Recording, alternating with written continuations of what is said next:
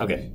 All right, so I took this code from Andrew Landgraf's site. This code is used to create our 27 by 27 two-letter transition matrix. Okay, this code will result in seeing a matrix that says TH is common, XJ is uncommon. Okay, AN common, IN common, NK can happen, NZ less likely. Okay, this is what we're going to do. And so what this code does is it's going to read in War and Peace. Okay, War and Peace is actually written in Russian, but it's been translated to English, and so it's this very long novel, and we're going to just read in all of the text there. And I don't know if I actually want to do this. We're going to just make everything uppercase.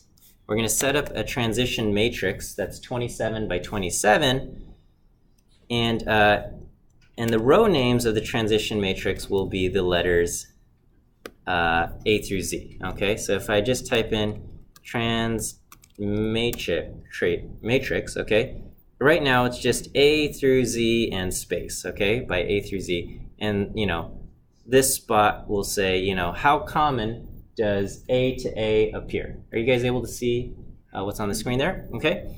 And, okay, so this is the text. This is the code that runs over the entire thing of War and Peace, okay? And so there's a loop that goes through every single line, okay? There's like 65,000 lines in the reference text.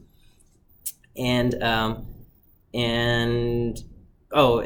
it just reports out like which line it's working on every 1,000 lines, so we know it's not just sitting idly, okay? And what it's going to do is it's going to go through each character in that reference line, and what it will do is it looks at each character, and then it looks at the next letter, okay? So it says,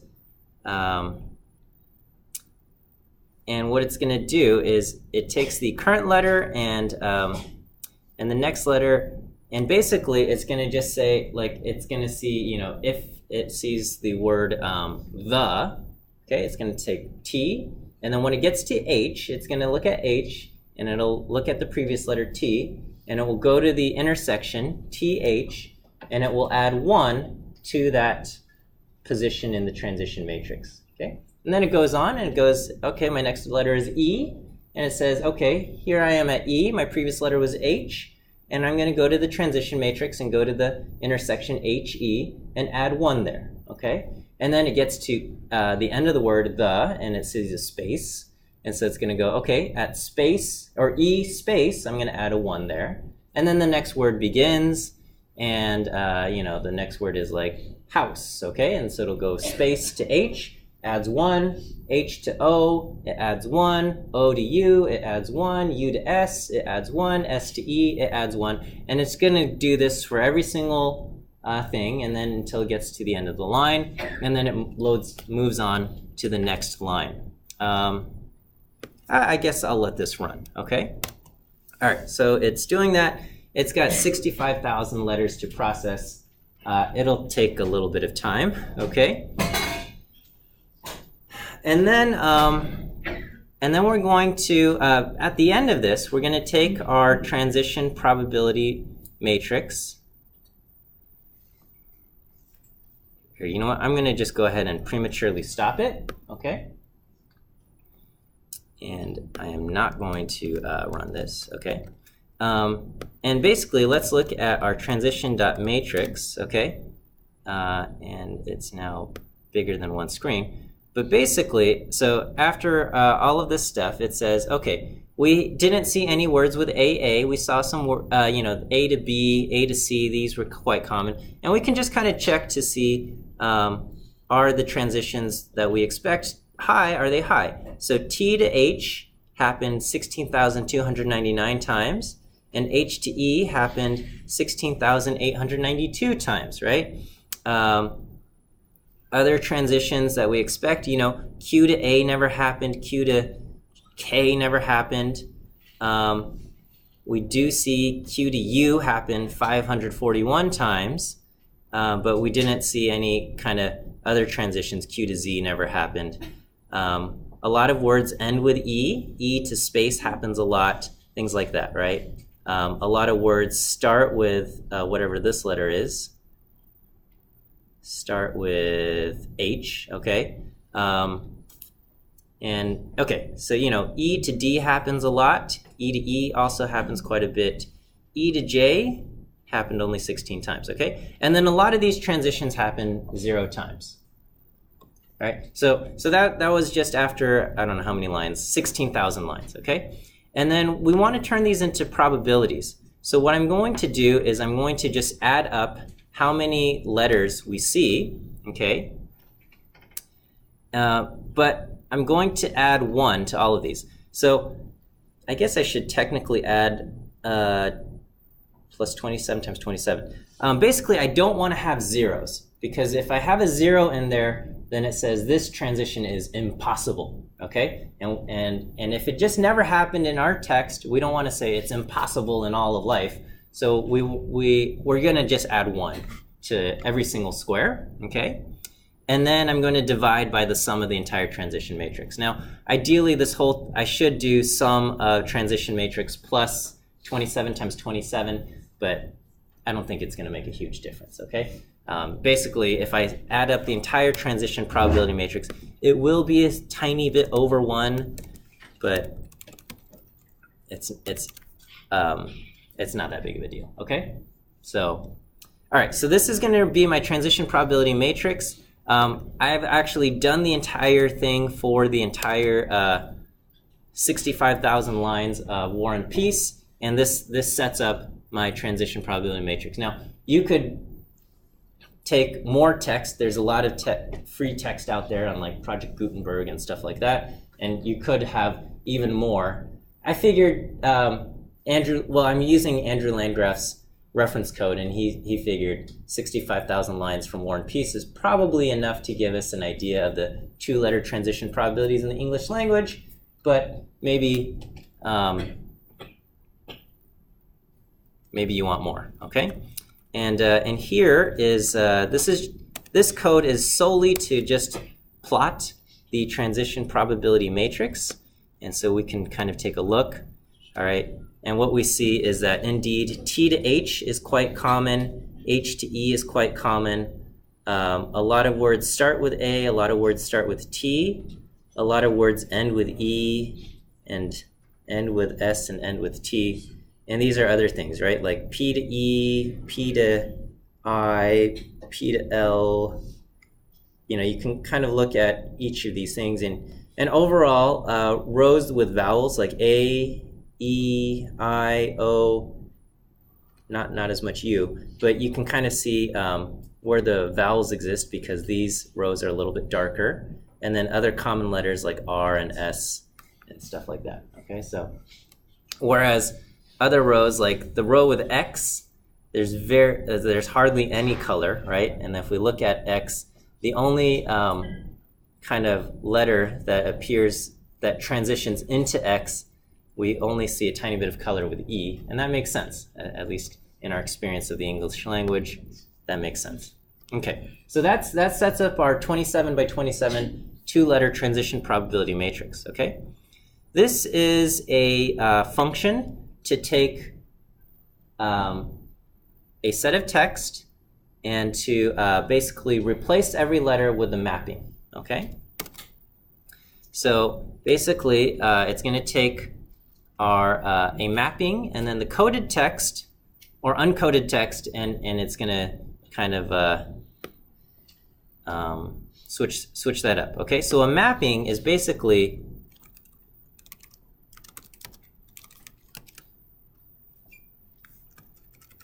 I'll call this test mapping, and basically you're going to sample the letters. Okay, so this is a test mapping, and basically in this test mapping we're going to say the first letter corresponds to F, B corresponds to G, C corresponds to T, so on and so forth, okay?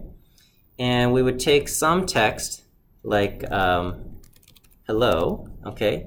And we would do decode, and we would do our test mapping, I guess.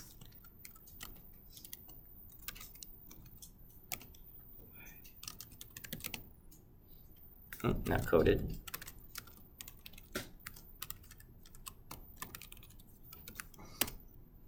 Okay, so when you encode the word hello with this, you get dpui, and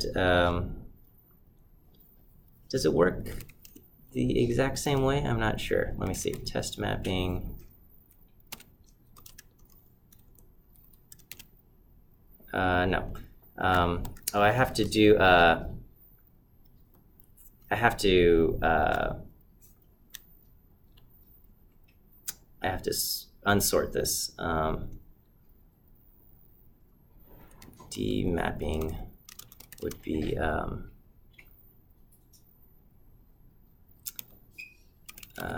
letters, order, test mapping, I think.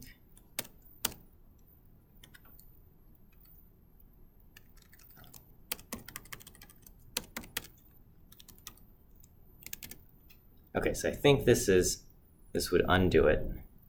And so if I do decode with the demapping, this would undo it, okay? So here we said A corresponds to F, and then now, A, B, C, D, E. So E corresponds to A, and then the demapping basically says E corresponds to A, X corresponds to B, and we would pass that into here and get our decoded mapping in, okay? So this is kind of the function to encode and decode our text. Is that all right?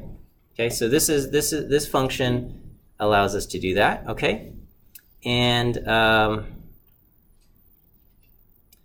this log prob function, this is the log probability based on the 2-letter transitions. Should throw that in there, okay?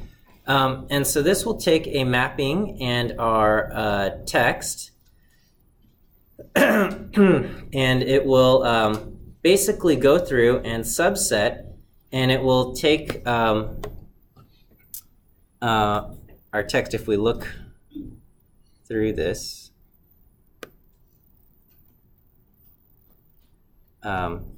so it starts off with the last letter, and then it's going to go through each letter in the kind of decoded string after we pass it through. So we take our encoded string and we pass it through to this thing, which says, so let me just show you. So right now our decode, if we have the correct mapping, it will produce hello, right? But if I decode and I give it just a bad mapping, okay,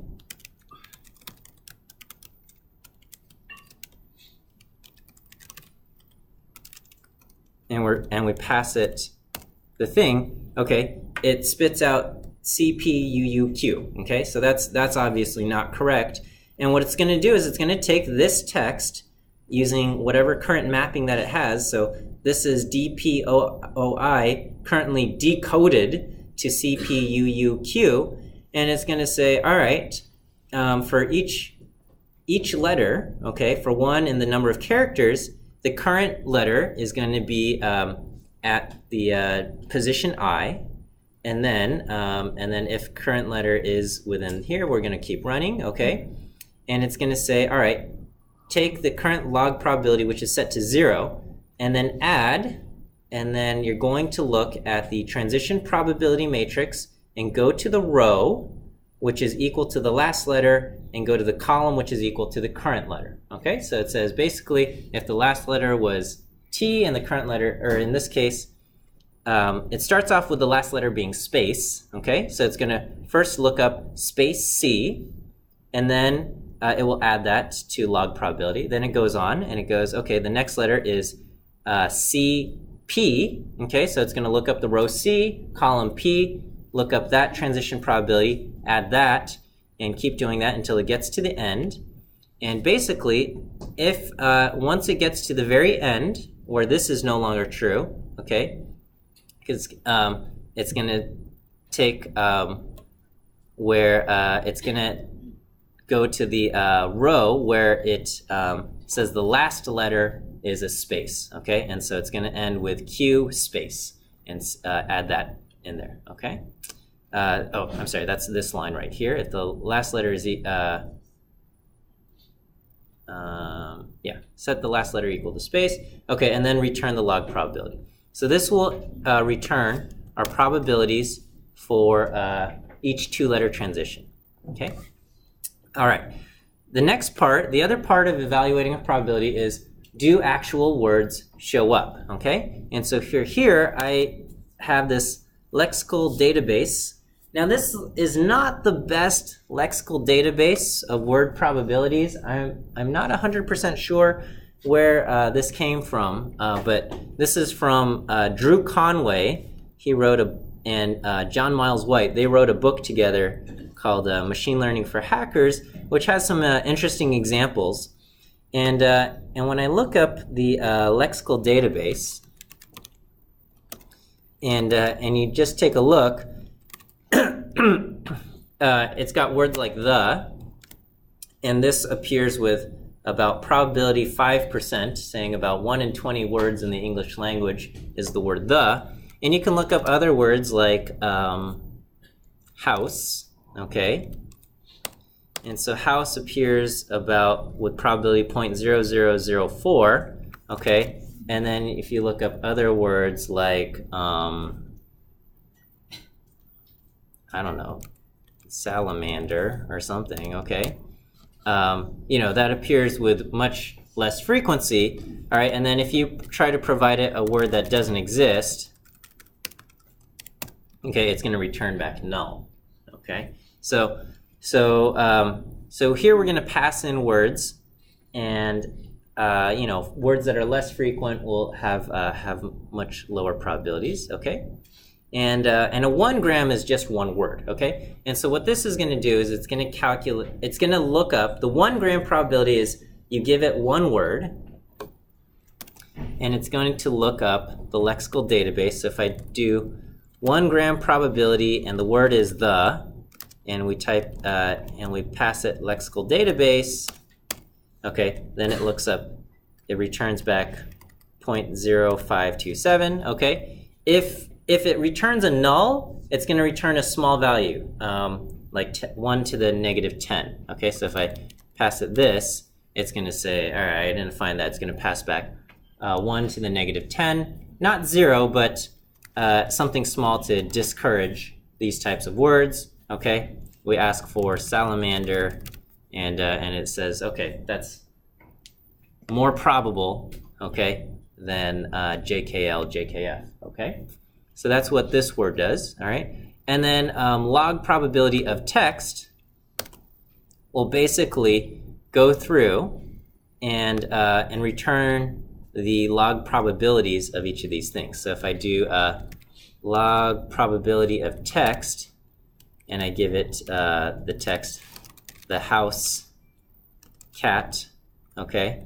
And we say use the lexical database, okay, it's going to basically look up the word the, look up the word house, look up the word cat, and it's going to return that probability. If the translation is not the house cat, but the house gibberish, okay, it gives it a much lower probability, and you can see words that have things of more gibberish will be more negative, okay?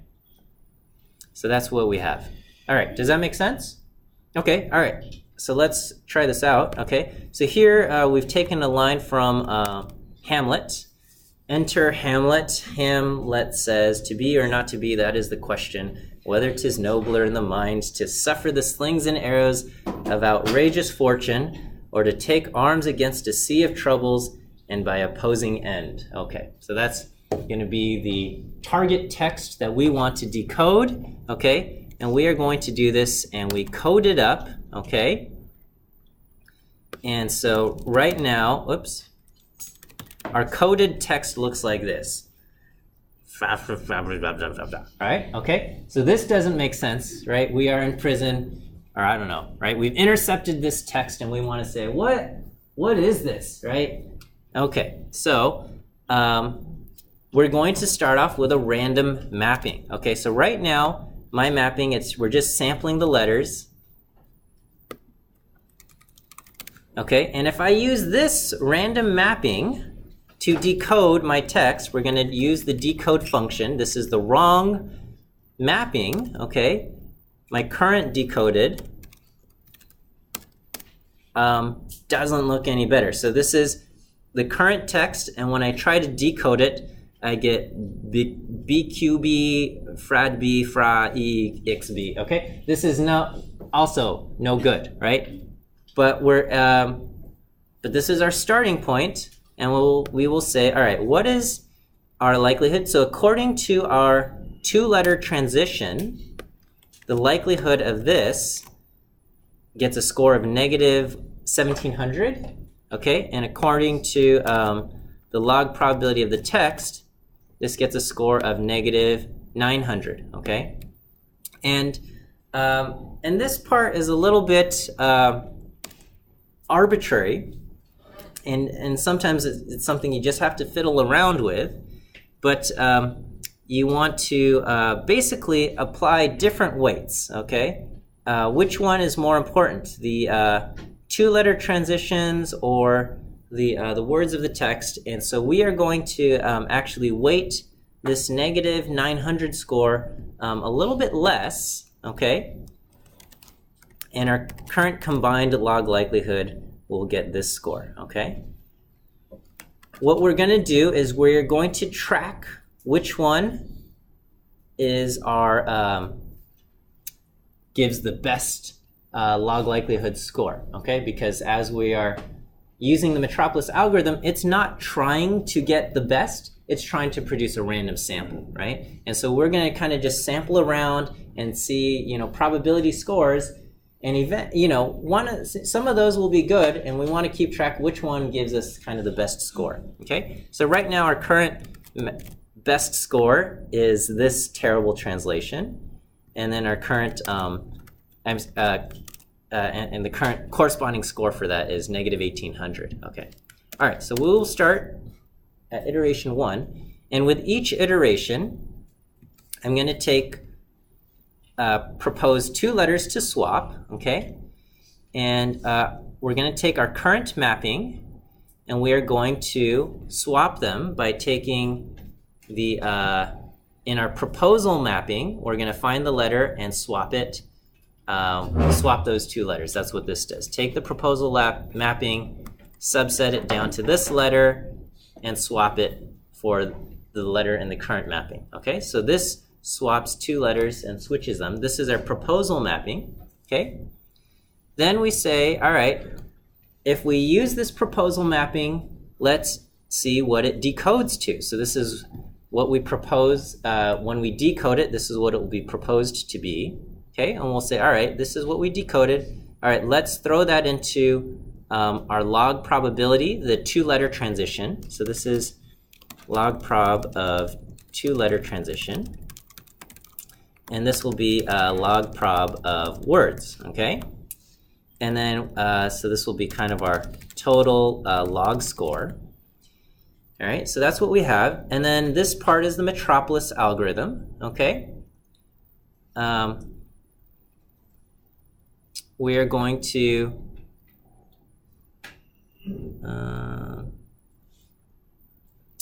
take the, what did I do here? Okay, so we're going to do RUnif, and I guess with the logs, one thing is we could do log of RUnif, or the other is we can, I'm not sure why I have a exp 0.5.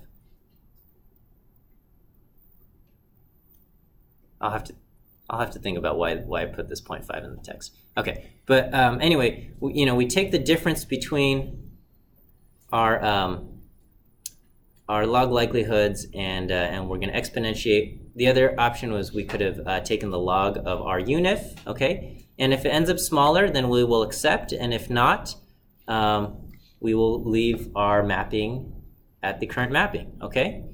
And so basically, if we accept, we make our mapping the proposed mapping. We will change our decoding to the proposed decoding, and our current combined log likelihood will be the proposed likelihood score. And if the current score is better than our best one, we'll